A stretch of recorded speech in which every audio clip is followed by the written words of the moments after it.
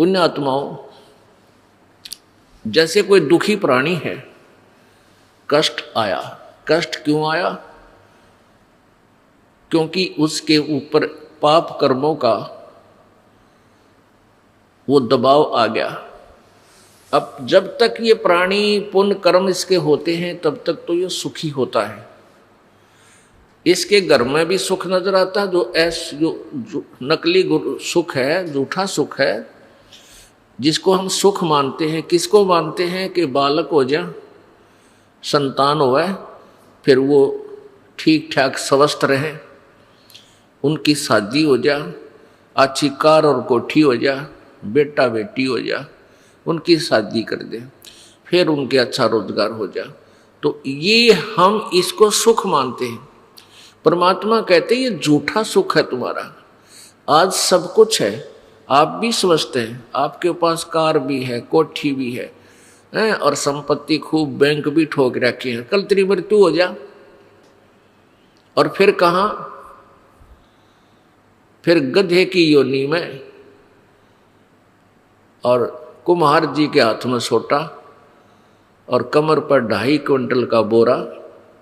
वो सुख फिर बिखरता अंड है।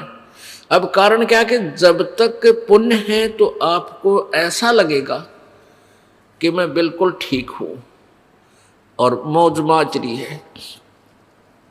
और फिर जब दुखों के दौर प्रारंभ होंगे,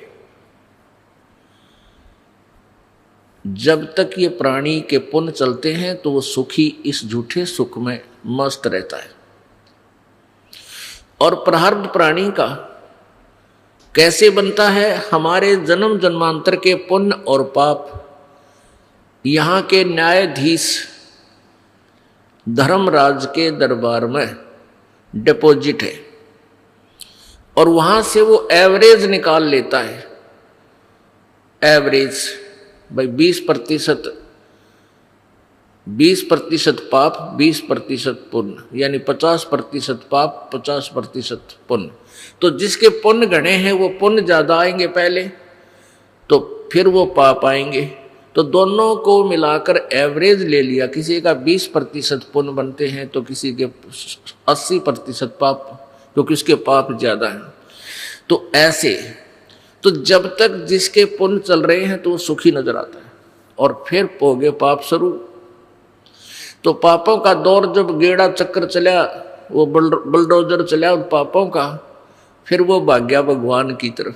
फिर कहाँ जाते हैं? संतों के पास। क्योंकि सभी को ये पता है कि साधु संतों के पास भगवान की जड़ी होती है। वो परमात्मा से लाभ प्राप्त करने की विधि जानते हैं, तो वहाँ जाते हैं। तो जिस भी संत के पास जाते हैं वो संत जाते ही उसकी सुनकर सारी कहानी उसको जंतर मंतर बताता है। ऐसे कर ले, ऐसे कर ले, ये प्रसाद बांट दे, फलाना काम कर दे, 5 लत्ते दर दे।